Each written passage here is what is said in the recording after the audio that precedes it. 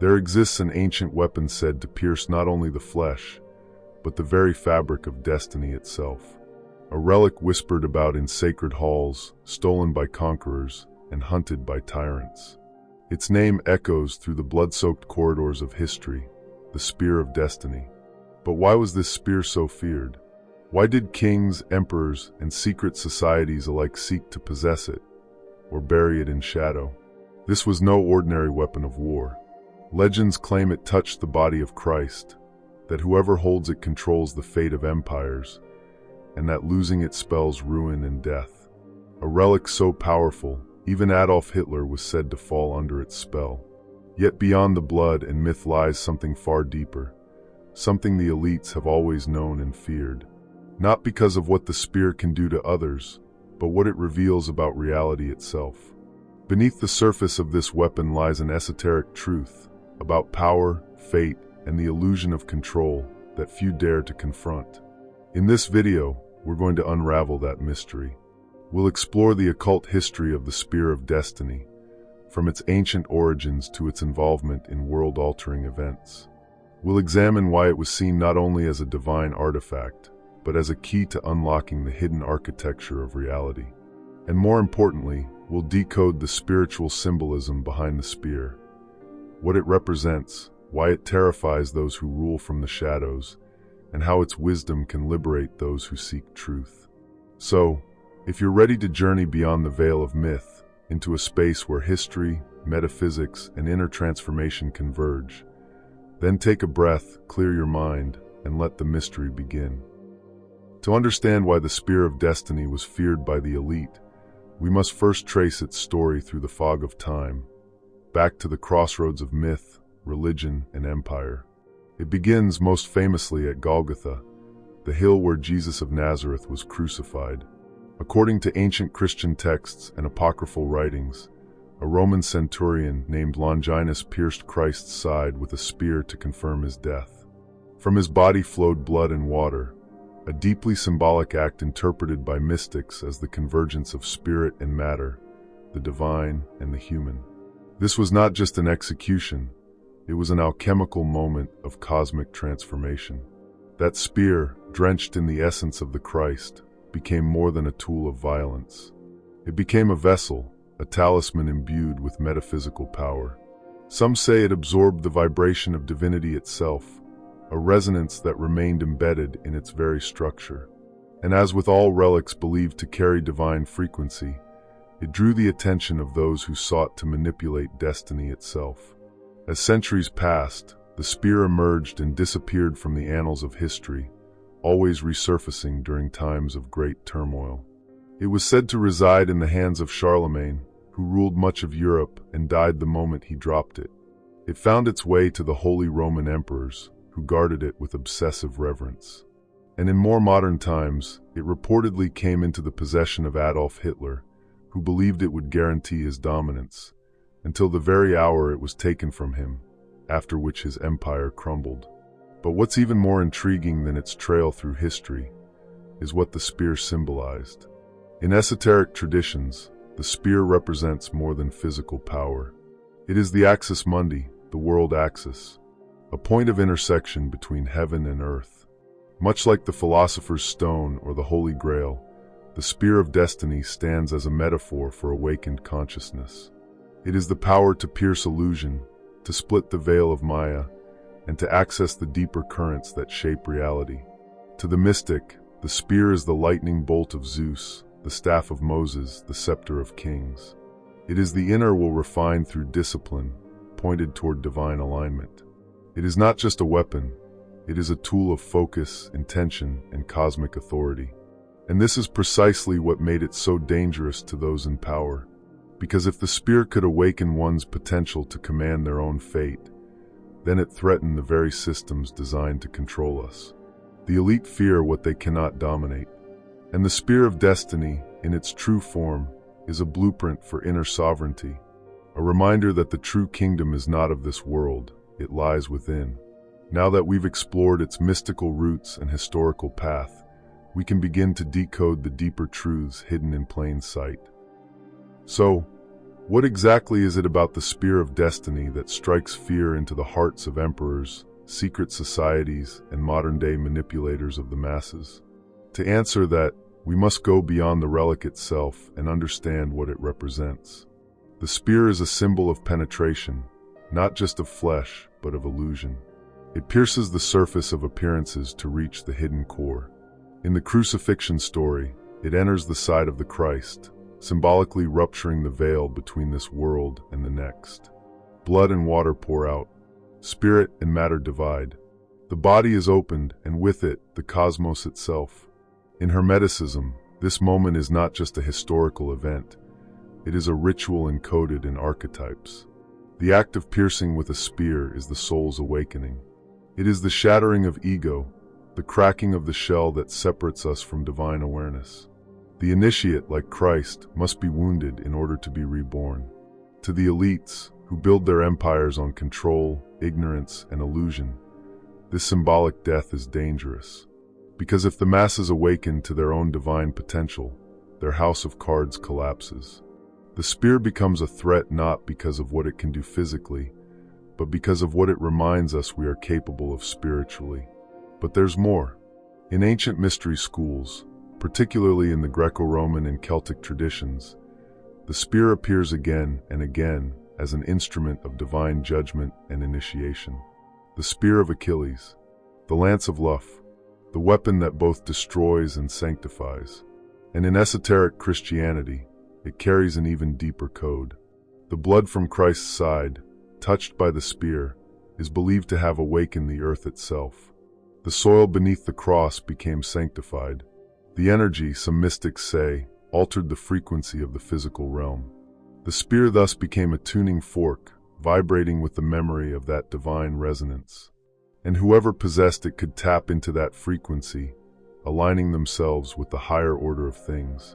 Not the world's order, but the hidden sacred order. Now imagine what that means in the hands of someone like Hitler, who allegedly acquired the spear in 1938 when Nazi troops annexed Austria. Obsessed with occult symbols, he believed this relic would grant him dominion over the world. But here's the paradox. While the spear can empower, it also tests the one who wields it. It amplifies the true nature of the holder.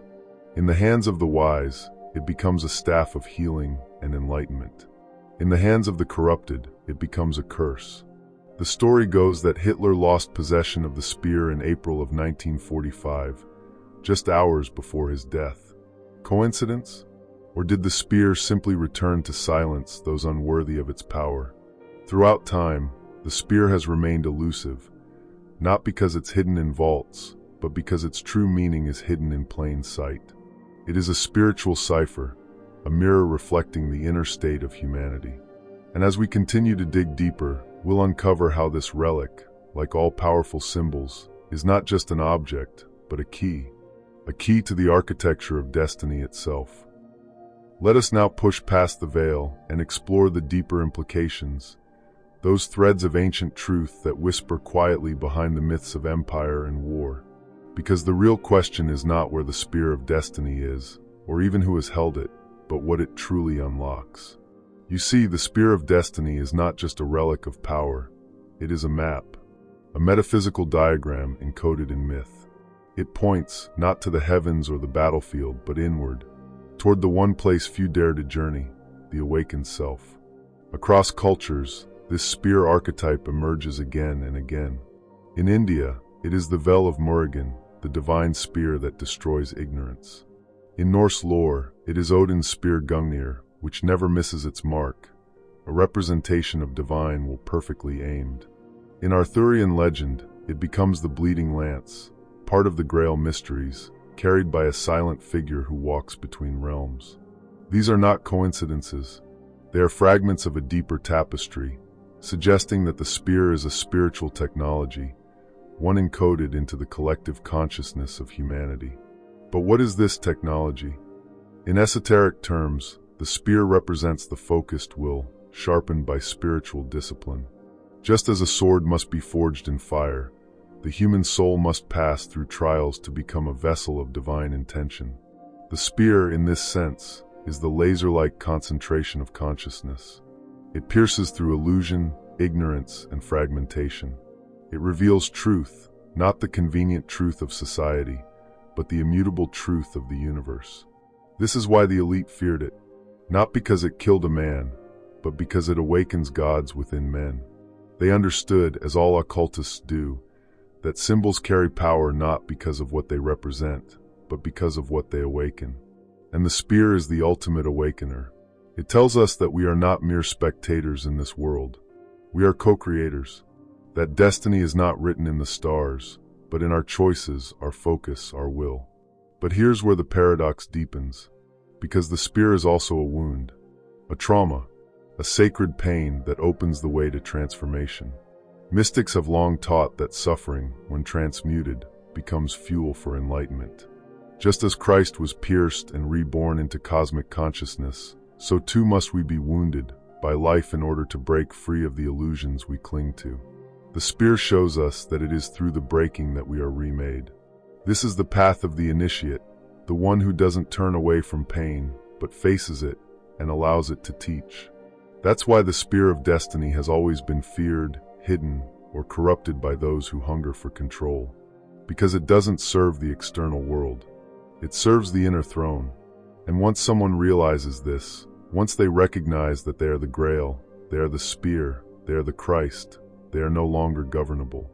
No laws, no systems, no hierarchies can contain the one who sees through the game. And that is the true power of the spear of destiny. It doesn't make kings. It reveals illusions. It destroys false gods. And it points always to the truth buried deep in the human soul. Now that we've explored the symbolism and hidden legacy of the spear of destiny, we arrive at the most important question of all. How does this ancient power translate into our modern lives? How can something once held in trembling reverence by emperors, mystics, and tyrants become a transformative force within you? First, we must understand that the spear is not just a weapon forged of iron and legend. It is a symbol of focused will. It represents the piercing clarity that comes when the soul aligns with divine intent. In today's world, flooded with distractions, illusions, and fractured identities, this clarity has become sacred and rare. To embody the spear of destiny is to cultivate unwavering intention. Begin your day not in haste or mindless repetition, but in stillness. Imagine within your mind a spear of golden light pointing ahead, forged from your inner fire. With each breath, draw energy into your center. Feel it coiling in your solar plexus, the seat of your personal power. As you exhale, direct that energy outward, sharpening the point of your inner spear. This is not mere visualization. It is a ritual of alignment. A daily reminder that you are not here to drift, but to pierce through chaos with purpose. Yet the spear has another role, it wounds. And within that wound lies one of the deepest esoteric truths. Pain is an initiation. In ancient mysteries, the sacred wound was never seen as punishment.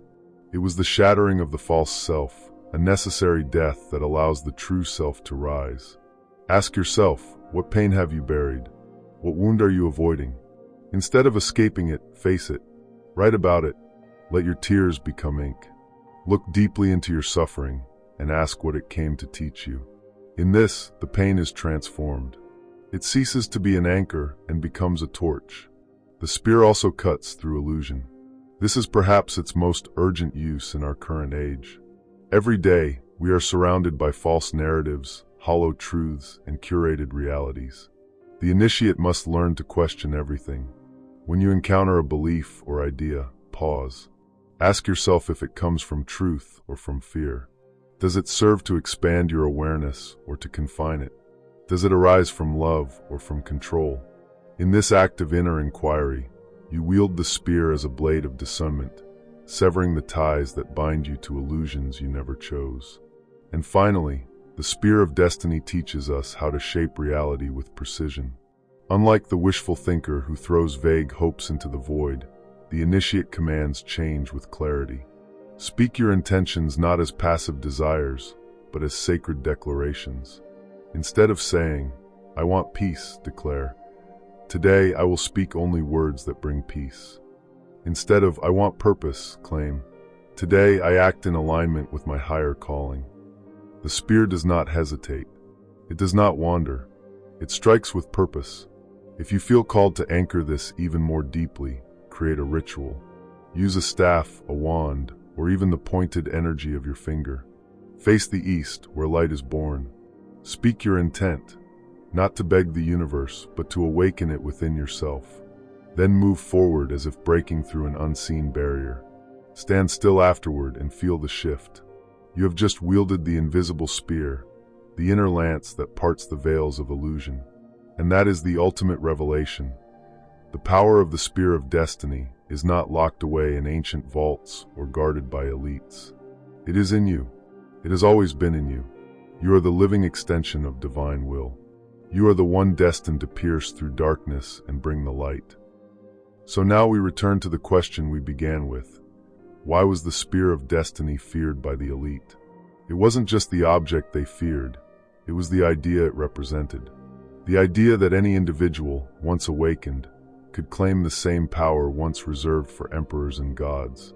That within every soul exists a spear, capable of cutting through illusion, igniting purpose, and channeling the will of the divine. The spear was never just about ruling kingdoms or winning wars. Its true power lies in the transformation of consciousness. And that is what has always frightened those who seek control, because an awakened individual is uncontrollable. You cannot enslave someone who knows they carry a divine weapon within. You cannot manipulate someone who sees through illusion. And you cannot silence someone who has pierced the veil and found truth on the other side. As you walk forward from this moment, remember this: the myth was never just a myth. The legends were never just stories. And the spear was never just a relic of the past. It is a living archetype encoded into the human soul, a call to rise, to remember, and to reclaim. So I leave you with this question. If the spear of destiny was feared because of its potential to awaken the divine will within, then what happens when you answer that call? The answer is not in this video. It is in the way you choose to live after this moment. Will you carry your spear with clarity, with purpose, with courage? If this exploration has stirred something within you, share it with those who walk the path of truth. Leave a comment with your insights or reflections. And if you haven't already, subscribe to continue uncovering the forgotten wisdom that still echoes through time. Mind of the Mystic is always open for those brave enough to seek.